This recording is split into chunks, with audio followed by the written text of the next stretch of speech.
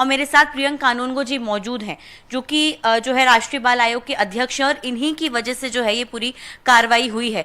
प्रियंक जी, ये बहुत ही संवेदनशील मामला है, बच्चों के हाथ गल चुके हैं, अधिकारियों को कोई खबर नहीं है, आबकारी विभाग के नाक के नीचे ये सब चल रहा है।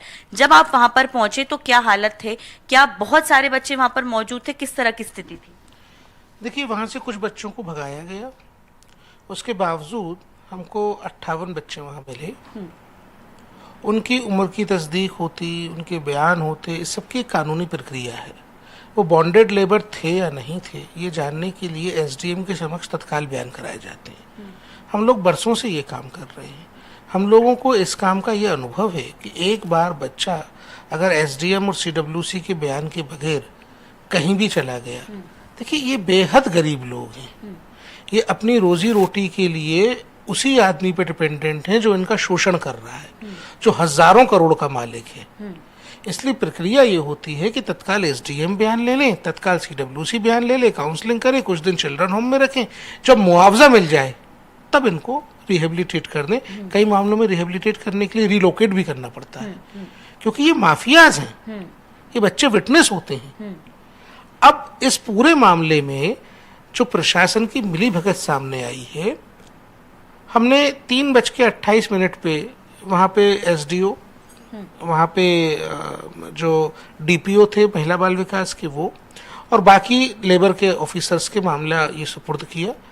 उनको हमने सूची सौंपी, उनको हमने ये बताया कि आप सीडब्ल्यूसी के सामने प्रोडक्शन कर दीजिए, आप एसडीएम के सामने स्टेटमेंट करा दीजिए और फिर कार्रवाई करवा दीजिए। हमारा काम यही था और हम सब जगह यही करते हैं। तो हमारी एसओपी, उसके अकॉर्डिंग हम ये करके वहां से आ गए। एसडीएम को दिन में 1:30 बजे कलेक्टर ने बोला था कि जाके वहां पे स्टेटमेंट ले लो। हमको कलेक्टर ने 1:30 बजे बोला था कि हम एसडीएम और सीडब्ल्यूसी दोनों को वहां पहुंचा रहे हैं। रात होने तक इन्होंने इंतजार किया। सीडब्ल्यूसी का कोरम पूरा नहीं करवाया गया। सीडब्ल्यूसी बिना कोरम के कोई ऑर्डर नहीं दे सकती, इनवैलिड हो जाता है, इलीगल होता है। कोरम 3 लोगों का होता है। सीडब्ल्यूसी का कोरम षड्यंत्र पूर्वक पूरा नहीं होने दिया गया। एसडीएम को 20 किलोमीटर का रास्ता हाईवे पर तय करने में 5 घंटे लगे। एसडीएम अंधेरा होने के बाद पहुंचा, एडीएम 7 घंटे बाद पहुंची, और इसका परिणाम यह हुआ कि फैक्ट्री वाले ने बच्चे गायब कर दिए। अभी बच्चे किडनैप हुए हैं, एबडक्ट हुए हैं, कहाँ हैं? पुलिस ने कोई प्राथमिकी भी इस मामले में दर्ज नहीं की है। देखिए, यहाँ 2 अपराध हुए हैं। पहला अपराध बच्चे बाल श्रम करते हुए मिले, उसमें जो प्राथमिकी दर्ज हुई है उसमें भी जो प्रधानमंत्री नरेंद्र मोदी जी ने साफ निर्देश दे करके जे एक्ट में ये प्रावधान करवाया था, मुझे अच्छे से याद है, हम लोगों को निर्देश दिए गए हैं कि बच्चों का नशे के रूप के किसी भी प्रकल्प में उपयोग नहीं होना चाहिए। यहाँ बच्चों से शराब बनवाई जा रही थी, इसके लिए किशोर न्याय अधिनियम में धारा 78 है, जो 7 साल की सजा, आर्थिक दंड और गैर जमानती अपराध इसको निर्दिष्ट करती है। वो धारा ही नहीं लगाई। अब सिर्फ जमानती धाराएं लगाई हैं सर। जमानती धाराएं इसलिए लगाई हैं कि जमानत हो जाए। जब हम लोग नोटिस करेंगे 4 दिन बाद, तब बोलेंगे कि हमने जांच में ये धाराएं बढ़ा दी, लेकिन जमानत हो जाए, जेल ना जाना पड़े इनके प्रिय कारखाना मालिक को। ये षड्यंत्र होते हैं और ये षड्यंत्र के तहत किया। अब जो इस पूरे मामले में जो दूसरी घटना हुई है जिसमें बच्चे गायब कर दिए गए, उसमें तो अभी देखिए आप 14-15 घंटे हो गए, कोई एफआईआर ही नहीं की है आज तक। तो बच्चे आपकी कस्टडी से गायब हो रहे हैं, आपके संरक्षण से गायब हो रहे हैं, आप एफआईआर नहीं कर रहे हो, वो भी एक ऐसी जगह पे जो पूरे प्रदेश के बच्चों के मामा का क्षेत्र है। ये लोग अपने सांसद को टीएल की मीटिंग में क्या मुंह दिखाएंगे जब शिवराज जी इनसे सवाल पूछेंगे? मुझे पूरा विश्वास है शिवराज जी इन अधिकारियों की जब खबर लेंगे तो ये मुंह दिखाने के लायक नहीं होंगे। मुख्यमंत्री ने सर जो कार्रवाई की है, जो वहां पर अब आबकारी के लोगों को निलंबित किया है, सर ये कार्रवाई क्या बहुत कठोर लगती है आपको? क्योंकि सर आप सोचिए, गैर जमानती धाराएं जो है वो लगानी चाहिए थी उसमें, लेकिन इस बच्चों की वहां पर देखिए, इस पूरे मामले में आबकारी अधिकारी का दफ्तर वहीं था जहां ये सब हो रहा था, और मुख्यमंत्री मध्य प्रदेश ने जो काम किया है वो अनुकरणीय है। दूसरे राज्यों को ये सीखना चाहिए कि एक मुख्यमंत्री जब बच्चों का संरक्षण अभिभावक की तरह करता है तो क्या करता है। तत्काल 4 अधिकारियों को सस्पेंड करना आसान बात नहीं होती। इतने बड़े शराब माफिया के ऊपर क्रैक डाउन करना आसान बात नहीं होती। उन्होंने अपनी जिम्मेदारी पूरी तरीके से निभाई है। ये अधिकारियों की अकर्मण्यता है। और मुझे विश्वास है कि इस जिले के सांसद होने के नाते जब शिवराज जी आज आ रहे हैं, इन अधिकारियों की क्लास लगाएंगे, तब ये सारे मामले ठीक होंगे। सर, अधिकारियों को क्या पता नहीं चलता? और सर, ये तो चलिए एक कारखाने का मामला है, वहां पर आसपास और कितनी जगह होंगे, और आप तो चलिए कह रहे हैं कि अभी इतने बच्चे गायब हैं, पहले पता नहीं कितने बच्चे वहां पर और क्या काम कर रहे होंगे, जवाब तलब कोई करने वाला था नहीं वहां। डेफिनेटली आपकी बात एकदम ठीक है। वहाँ स्कूल की बसों में भरकर बच्चों को लाया जाता था, मतलब सब लोग ये समझें कि स्कूल ले जा रहे हैं। ये ट्रैफिकिंग का भी मामला है। वहाँ एक आश्रम बना रखा था, एक हॉस्टल बना रखा था, खुद का एक स्कूल खोल रखा है, उन बच्चों के नाम स्कूल में दर्ज कर रखे हैं। ये आपराधिक षड्यंत्र बहुत दिनों से बहुत बड़े पैमाने पर चल रहा था, और ये सारे अधिकारी मिलकर उसको अंडर द कारपेट छुपाने का कोशिश कर रहे हैं। और सर, ऊपर से अधिकारी ये पत्र लिख रहे हैं कि बच्चे लंच देने के लिए आए थे अपने माता पिता को। ये कितनी बड़ी बात है सर? देखिए, कुछ जानवर ऐसे होते हैं जिनको कीचड़ में बदबू नहीं आती। उनका स्वभाव ऐसा होता है कि कीचड़ ही उनके लिए गंगा जल हो जाता है। तो ये अधिकारी उसी श्रेणी के थे। सर, आपको लगता है कि आगे इन सब चीजों को लेकर और ज्यादा अब गंभीरता से लेने की जरूरत है? तो प्रदेश भर में इस तरह के बाल श्रम अगर कहीं हो रहे हो, खासतौर से इन जगहों पे जहाँ पर बच्चों को होना तक नहीं चाहिए।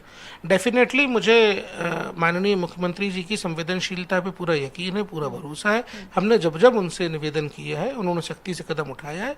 इस मामले को भी वो परिणति तक ले जाएंगे, और उन्होंने जिस तरीके निर्देश दिए हैं उसका असर दिखेगा। सर, आगे आप अब क्या कदम उठाएंगे? बच्चे अभी नहीं मिल रहे हैं, किस तरह से जो है इस मामले में और ज्यादा जमानत ना हो और आरोपियों पर कड़ी कार्रवाई, उसको लेकर सीडब्ल्यूसी क्या करेगा? देखिए, इस पूरे मामले में जो क्षेत्रीय सांसद हैं वो मामा हैं, सबके मामा है, बच्चों के मामा है। मैं उनसे समय मांग रहा हूँ। अब वो केंद्रीय मंत्री भी हैं, उनसे मिलूंगा, उनके सामने पक्ष रखूंगा, जिससे कि जब वो यहाँ पे दिशा की बैठक लें, टीएल की बैठक लें, इन अधिकारियों के खिलाफ कार्रवाई करवा सकें। ठीक है। हमारे साथ देखिए प्रियंक कानूनगो जी मौजूद थे, जिन पर जो है चर्चा की हमने, जिनसे काफी जो है इस चीज को लेकर। लेकिन देखिए, जाहिर तौर पर ये गंभीर मामला है, और जिस तरह से बच्चों को ऐसी जगहों पर गलत तरीके से जो है वो बाल श्रम करवाया जा रहा था, जाहिर तौर पर कार्रवाई तो हुई है, लेकिन फिलहाल अब ये देखने की जरूरत है कि अगर और भी कहीं ऐसी फैक्ट्रीज हैं जहां पर बाल श्रम करवाया जा रहा हो, खासतौर से ऐसी जगह जहां पर बच्चों को शायद आना भी नहीं चाहिए, बहुत दूर रहना चाहिए, वहां पर इस तरह की चीजें अगर हो रही हैं, तो प्रदेश में इसको लेकर जो है काफी कड़ी जो है निगरानी, जांच और कार्रवाई की जरूरत है। जी अमृतांशी, देखिए ये जो मामला सामने निकल कर आया है, उसके बाद जाहिर सी बात अब ये भी सवाल आ रहे होंगे कि प्रदेश में और भी शायद ऐसी जगह हो सकती है जहां पर इस तरह के बाल श्रम करवाए जा रहे हो। इसकी निगरानी अब किस तरीके से की जाएगी? इसको लेकर क्या कुछ जरूरी दिशा निर्देश दिए गए हैं?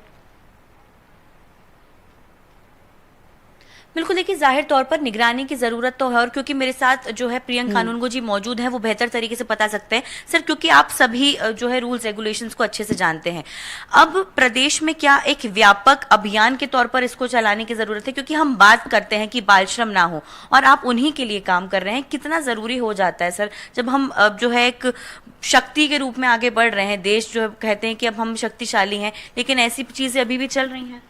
देखिए, राष्ट्रीय बाल अधिकार संरक्षण आयोग पूरे जून माह को बाल श्रम निरोधक माह मानकर ही काम करता है, और 12 जून को अंतर्राष्ट्रीय बाल श्रम निरोधक दिवस होता है।